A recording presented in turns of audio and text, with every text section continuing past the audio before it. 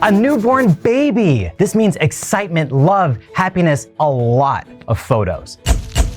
But it may also mean some sleepless nights, anxiety, and a lot of questions. Like, what's normal? Is my baby sick? What does that sound? Don't worry, first thing you want to do is take a deep breath. You got this. I'm Dr. Alouk Patel. I'm a pediatrician and I'm also a parent. I get it. And let's dive into some of the most important newborn health topics, what you should know and what to look out for.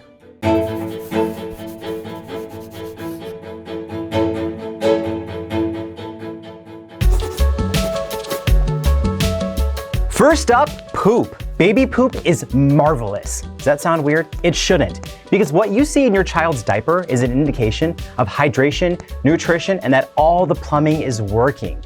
What you want to pay attention to is the color of the poop, how often your kid is pooping, and if it's hard, soft, or watery. Now, in the very, very early days, your baby's poop might be black, sticky, and tarry. We call this meconium. Then, as your baby starts to eat, that poop becomes a little bit lighter, a little bit lumpier and thinner, and this is called transitional stool. After transitional stool, your baby's poop will continue to change. It can range from being very, very, very dark brown to lighter brown, yellow, green, or some assortment or mix in the middle. It should never be red, white, or black. And if you see these colors, you want to talk to a doctor immediately.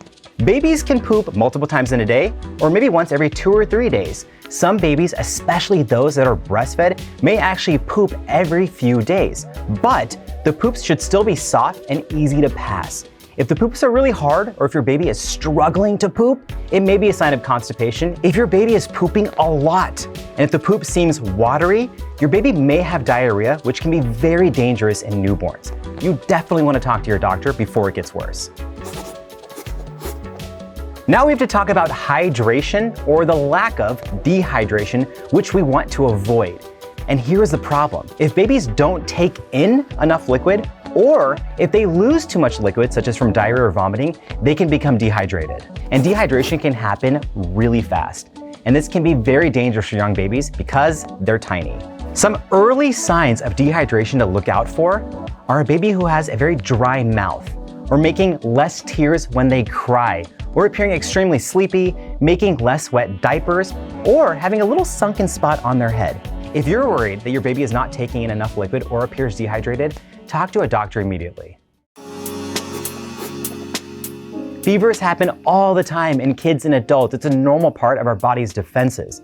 If a germ or bug invades your body, it may result in a fever. It's totally normal.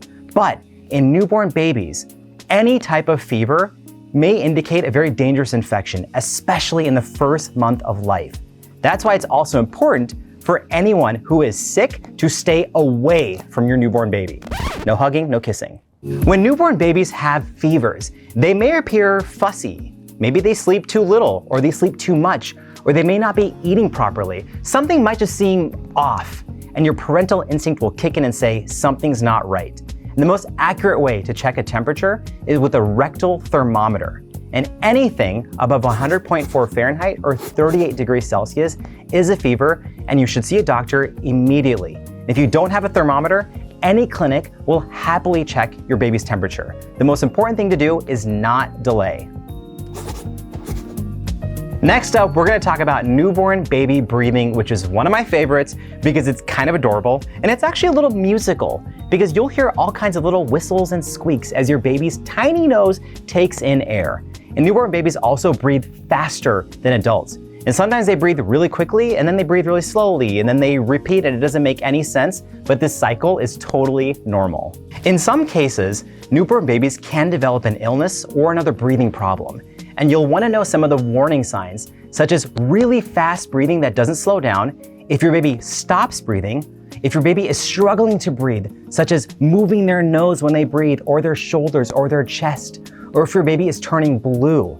These are very concerning signs, and you should see a doctor immediately. It's important that babies get their vaccines early when they're the most vulnerable.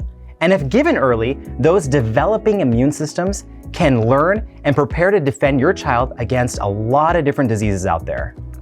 Vaccines are also perfectly safe for those little immune systems. Your babies encounter countless bugs and germs every single day. Vaccines are only a really small amount of that, and they can really give your baby the best foot forward in staying safe. Vaccines are effective, they save lives, and they're going to continue to save lives. So wherever you live, chat with your doctor or a clinic and make sure you know your baby's vaccine schedule and you stay up to date.